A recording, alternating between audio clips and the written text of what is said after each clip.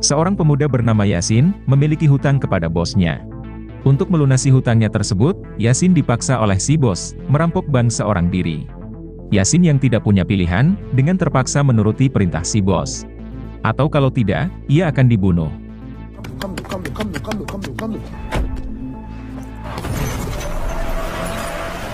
Singkat cerita, Yasin berhasil menggondol satu tas uang dari bank tersebut. Kemudian, ia bergegas kabur menggunakan motor. Namun di tengah jalan, ia malah dikejar oleh polisi. Sehingga membuat motor yang ia kendarai terpental, berikut dengan tas uang tersebut.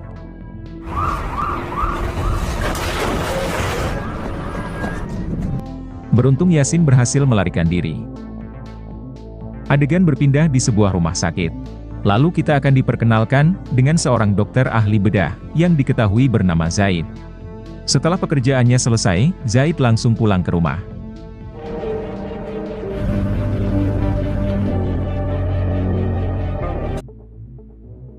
Lalu di malam harinya, terlihat Zaid sedang makan malam bersama dengan para koleganya. Namun di tengah itu, ponsel Zaid terus-menerus berbunyi, yang ternyata adalah panggilan dari adiknya. Namun Zaid mengabaikan panggilan dari adiknya itu, yang hanya menghubunginya ketika ada masalah saja. Si istri menyarankan agar Zaid mengangkat telepon tersebut, yang kemungkinan penting. Akan tetapi, Zaid yang merasa terganggu, malah langsung mematikan ponselnya.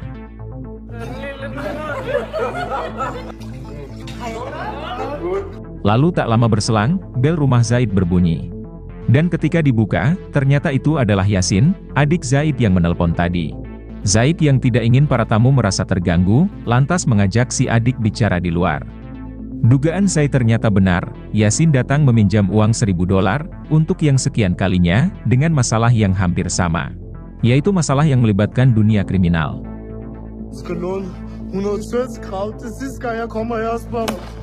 Namun kali ini, Zaid enggan meminjamkan uang kepada Yasin.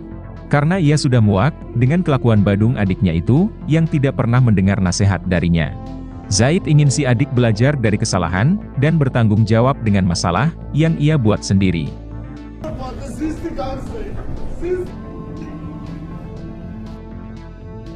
Di keesokan harinya, ketika sedang berada di ruang operasi, Zaid malah mendapat sebuah kabar buruk.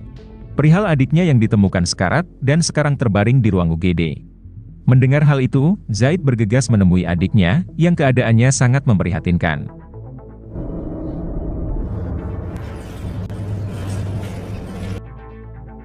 Beberapa jam kemudian, dokter yang menangani Yasin mengatakan, kalau nyawanya sudah tidak tertolong lagi.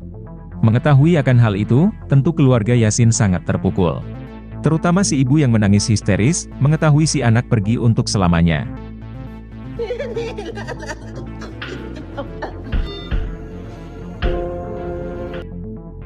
Singkat cerita, jenazah Yasin dikebumikan. Sedangkan Zaid merasa sangat bersalah dan menyesal atas perlakuan buruknya kepada Yasin ketika terakhir kali bertemu. Namun semua sudah terlambat karena si adik sudah pergi untuk selamanya.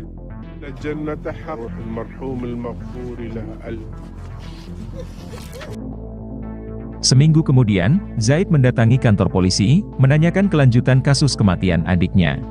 Ketua polisi mengatakan, kalau mereka masih belum menemukan titik terang terkait info pelaku yang membunuh Yasin. Namun pihak polisi menduga kuat kalau kematian Yasin berkaitan dengan kelompok gangster. Mengingat rekam jejak Yasin yang sering terlibat dengan dunia kriminal, termasuk perampokan ban belum lama ini.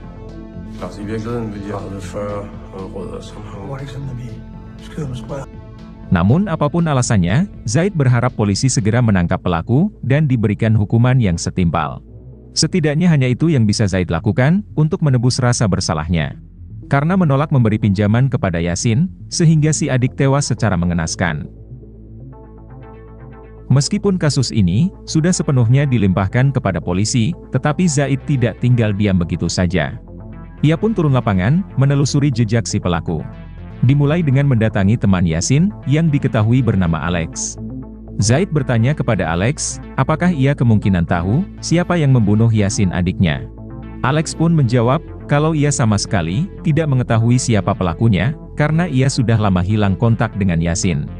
Namun Alex pernah mendengar kabar, kalau Yasin bekerja dengan seseorang bernama Branko, yaitu menjadi kurir barang haram.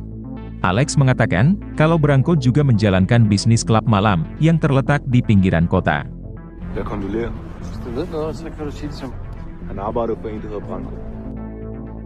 Mengetahui akan hal itu, Zaid pun langsung ke kantor polisi. Melapor terkait Branko, yang mempekerjakan Yasin, sebagai kurir barang haram. Zaid meyakini, kalau Branko mungkin ada kaitannya, dengan kematian si adik. Akan tetapi, si ketua polisi malah menegur Zaid, agar tidak mendahului pihak polisi, dalam menangani kasus ini. Ia meminta Zaid untuk bersabar, karena mereka masih mendalami kasus ini.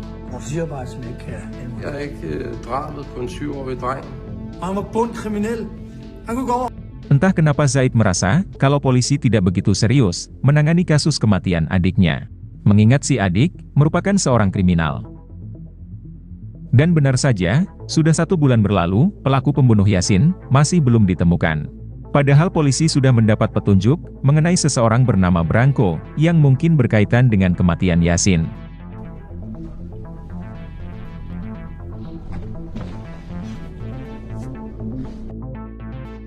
Pada akhirnya, Zaid turun tangan, untuk mencari Branko, dengan mendatangi klub malam miliknya. Akhirnya Zaid sampai ke klub malam tersebut, dan diperbolehkan bertemu dengan Branko.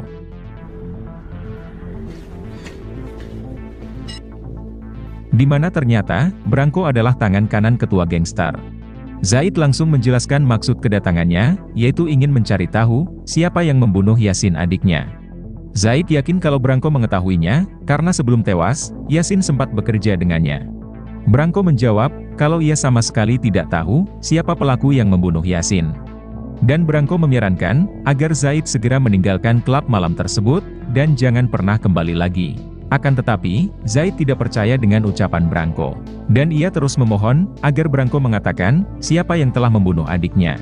Zaid yang keras kepala, membuat Branko murka, hingga inilah yang ia lakukan.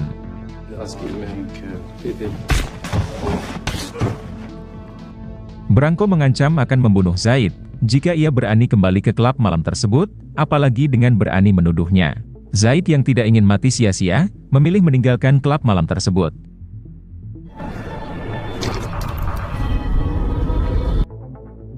Lalu di keesokan harinya, si istri bertanya kepada Zaid, kenapa ia terlihat gelisah akhir-akhir ini. Zaid pun menjawab, kalau ia merasa bersalah, atas kematian Yasin. Dan ia belum bisa tidur nyenyak, sebelum pembunuh adiknya itu ditemukan, dan diadili sesuai hukum yang berlaku.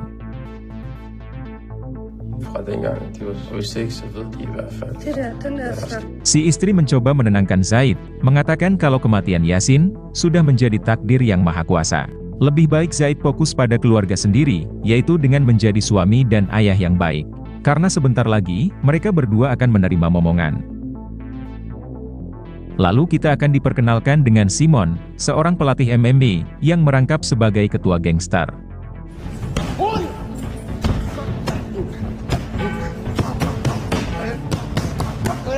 Tak lama Simon didatangi oleh Branko, yang ternyata adalah tangan kanannya.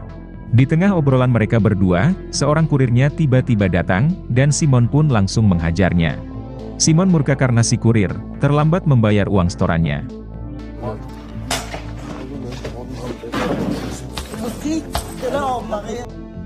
Beralih ke Zaid, yang menemui seorang pemilik bengkel, yang ternyata adalah pamannya sendiri.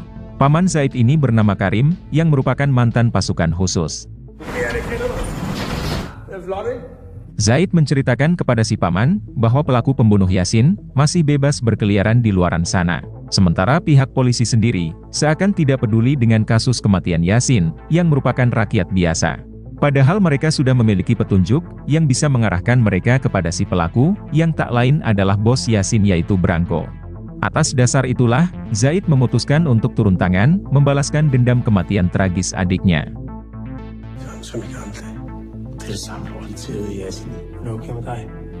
Mendengar semua itu, si paman pun bersedia membantu Zaid, yaitu dengan melatihnya bela diri. Hari itu juga, Karim memantau Zaid berlatih bela diri, bersama dengan seorang pekerjanya. Hari demi hari, Zaid berlatih dengan sangat giat. Mulai dari berlatih teknik dasar pukulan, hingga melatih ketahanan fisiknya, yaitu dengan berjogging. Tak terasa sudah 1 bulan, Zaid menekuni teknik bela diri.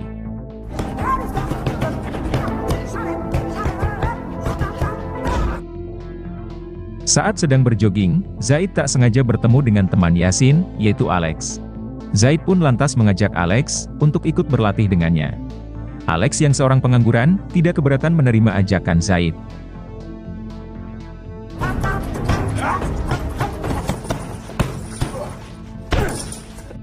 Dan sejak hari itu, Zaid dan Alex menjadi sangat dekat.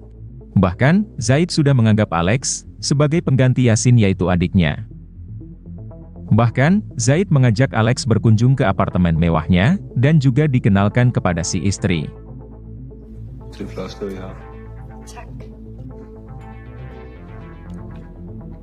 Alex yang merasa, kalau Zaid sudah begitu baik dengannya, pada akhirnya ia mau membantu.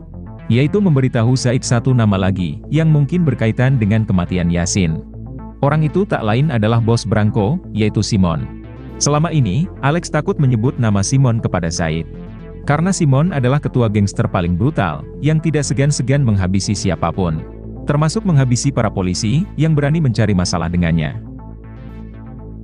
Setelah mengantongi info terkait Simon, Zaid kembali berlatih di bengkel. Kemudian, Karim menyuruh Zaid memakai sebuah rompi, lalu ia pun menembak Zaid, hingga membuatnya sangat kesakitan.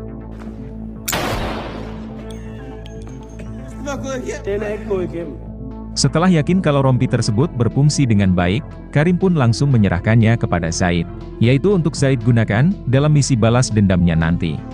Malam itu juga, Zaid langsung mempersiapkan diri untuk memulai misi balas dendamnya.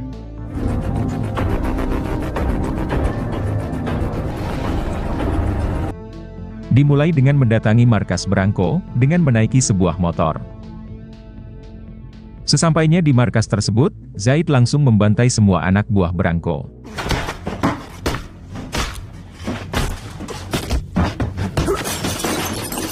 Sementara Branko sendiri, sedang tidak ada di sana. Zaid bertanya, di mana keberadaan Branko dan juga Simon, namun anak buah Branko enggan menjawab. Kemudian, Zaid membakar semua uang milik Simon, yang ada di markas tersebut. Setelah itu, ia langsung pergi dari sana.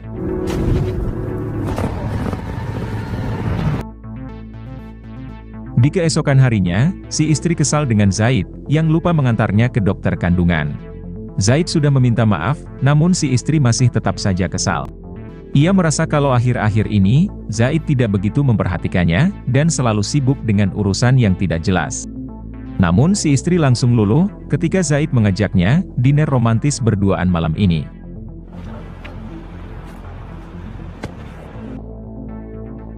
Malam pun tiba, terlihat Zaid dan si istri, makan malam berdua di sebuah restoran mewah.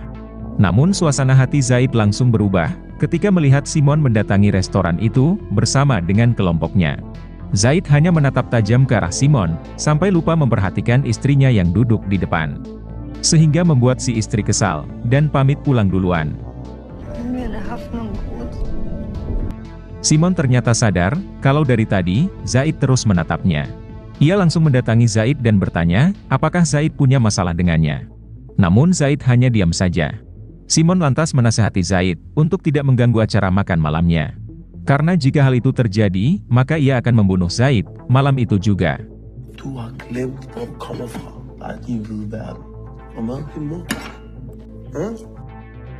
Kemudian Zaid pergi, untuk mengganti pakaian dan kendaraannya.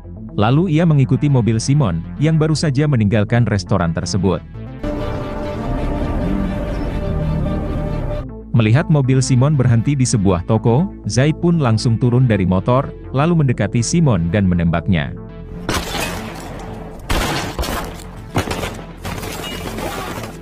Sialnya Zaid gagal membunuh Simon, karena mobilnya itu anti peluru.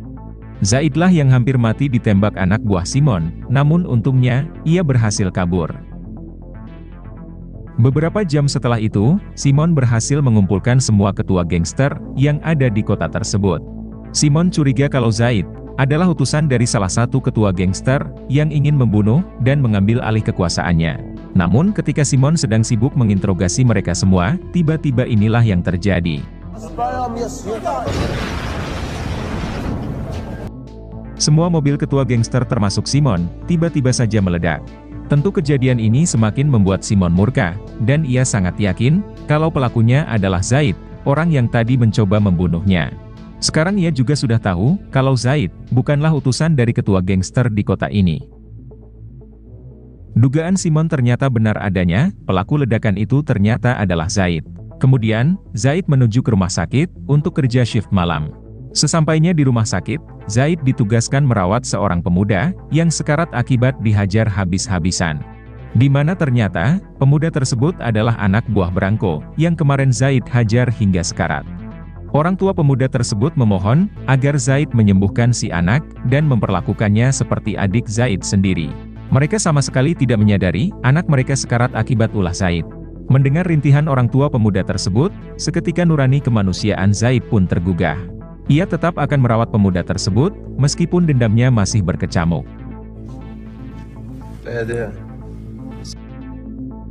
Saat dalam perjalanan menuju ke bengkel, Zaid dicegat sekumpulan preman yang diutus oleh Simon. Mereka menodongkan pistol ke arah Zaid, dan memaksanya mengaku kalau Zaidlah yang telah berusaha membunuh Simon, yaitu ketua mereka. Kemudian ia merampas pistol mereka, lalu dengan sigap membalikkan keadaan.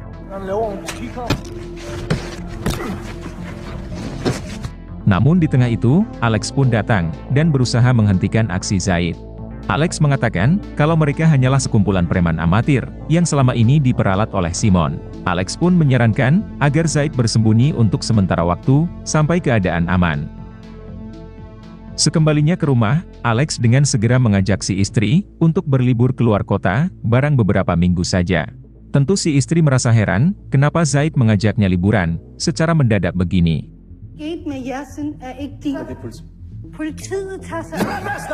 Namun belum sempat menjelaskan yang terjadi, Zaid malah mendapat telepon dari Alex, yang sekarat karena dihajar anak buah Simon. Alex pun langsung mempersiapkan diri, dan segera menuju ke rumah Alex. Sesampainya di sana, Zaid hanya bisa terdiam, melihat Alex yang dalam keadaan sekarat. Alex pun meminta maaf kepada Zaid, karena ia sudah memberitahu Simon, identitas lengkap Zaid, berserta alamat tempat tinggalnya. Termasuk motif Zaid ingin membunuh Simon, yaitu untuk balas dendam, atas kematian Yasin adiknya. Hal itu terpaksa Alex lakukan, karena ia sudah tidak kuat lagi, disiksa habis-habisan oleh Simon. Kemudian Zaid menghubungi teman dokternya, untuk segera datang membantu Alex. Sementara Zaid sendiri, akan kembali ke rumah, untuk membawa istrinya pergi jauh. Namun sesampainya di sana, Zaid melihat apartemennya sudah hangus terbakar, akibat ulah dari orang suruhan Simon.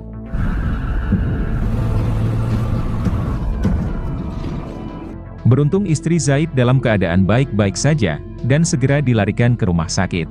Melihat kemunculan Zaid, si ketua polisi berusaha menghampirinya.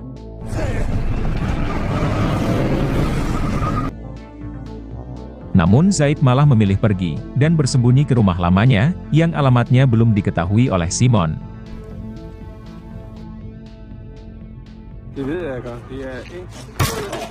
Di balik itu, Simon dan kelompoknya, mendatangi paman Zaid dan menghajarnya. Simon bertanya terkait keberadaan Zaid, namun si paman tetap bungkam, hingga akhirnya ia dihabisi oleh Simon. Yaitu dengan cara dibakar, di dalam bengkelnya sendiri, sembari direkam menggunakan ponsel.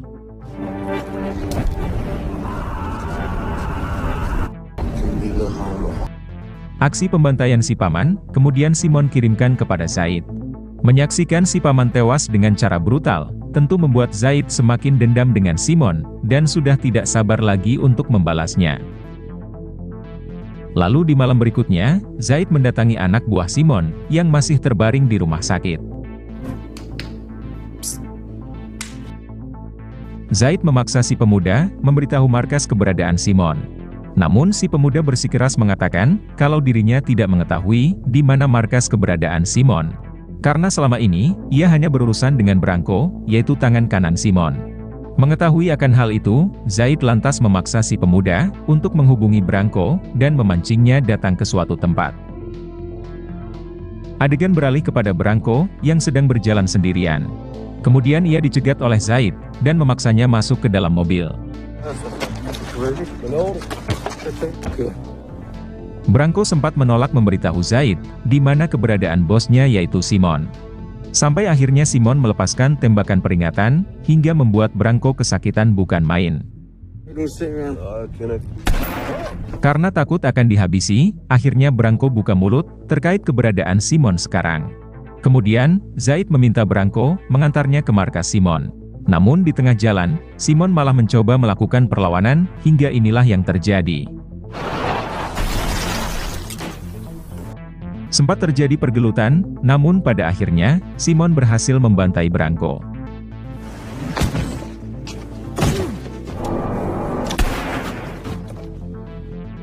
Setelah itu, Zaid mendatangi apartemen Simon, yaitu orang yang telah membunuh adik dan pamannya.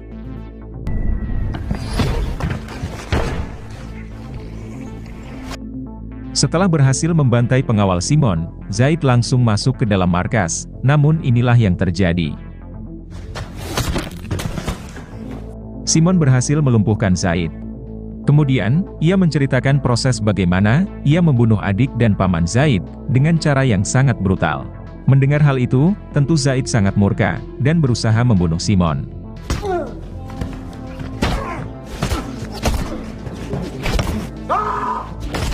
Zaid yang sudah kehabisan tenaga, dengan mudah dihajar oleh Simon, yang merupakan mantan petarung MMA. Dalam keadaan tidak berdaya, Zaid teringat akan bayangan adiknya, dan seketika ia pun bangkit, dan balik melawan Simon. Kali ini Simon yang kewalahan, dan akhirnya tewas di tangan Zaid.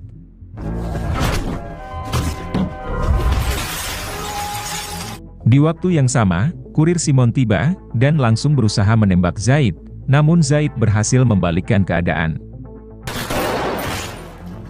Ketika Zaid akan membunuhnya, si kurir pun memohon agar diampuni.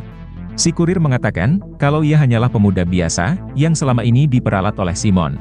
Dipaksa menjadi kurir barang haram, sama seperti adik Zaid yaitu Yasin. Zaid yang sejatinya bukanlah orang jahat, lantas dengan segera menolong si kurir, yaitu dengan membawanya ke rumah sakit.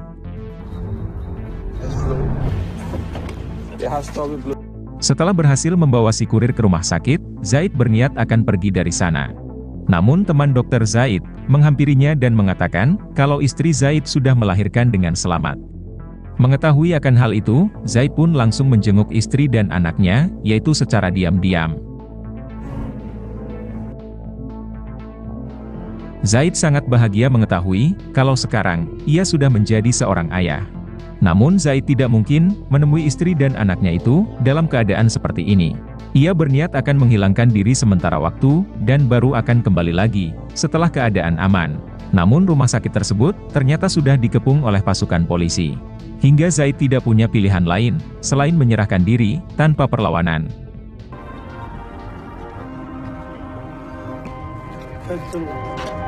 Akhirnya Zaid pun dijebloskan ke dalam penjara atas kasus pembunuhan berencana. Namun Zaid tidak terlalu peduli dengan vonis tersebut, yang penting dendamnya sudah terbalaskan. Dan secara tidak langsung, ia sudah membuat polisi malu, karena tidak becus menangani kasus yang menimpa rakyat biasa. Lalu film pun selesai.